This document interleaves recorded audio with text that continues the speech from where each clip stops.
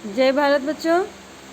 बच्चों, आज मैं इस वीडियो के माध्यम से आप लोगों को कबीर की साखी के स्पष्टीकरण के बारे में हम आप लोगों को बताएंगे।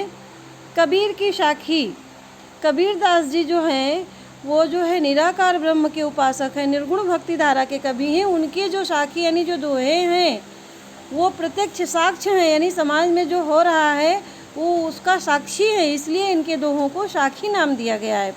तो पहली जो साखी है वो क्या है?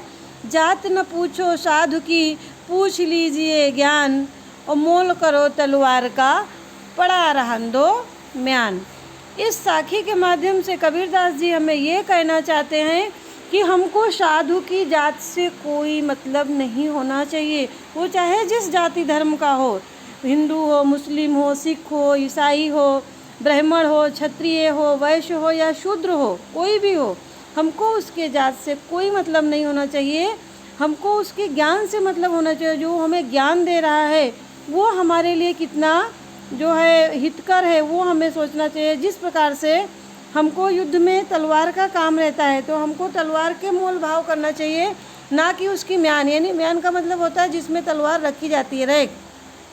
तो अगर हम बाज़ार में जाकर तलवार ख़रीदते हैं तो हम तलवार की धार देखते हैं या खूबसूरत म्यान को। तो उसी तरह से हमको साधु के जात से कोई मतलब नहीं होना चाहिए, हमको उसके ज्ञान से मतलब होना चाहिए। ओके बच्चों।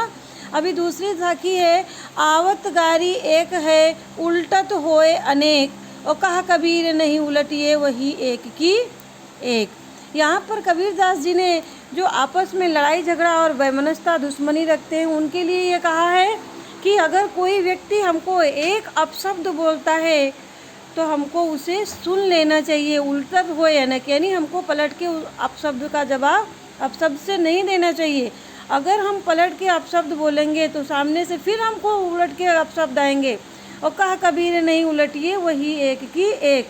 कबीरदास जी कहते हैं अगर आपको कोई गाली देता है तो अगर एक बार दिया और उसको सुन करके एक कान से सुना और दूसरे से निकाल दिया तो क्या होगा कि गाली देने वाला इंसान कब तक गाली देगा?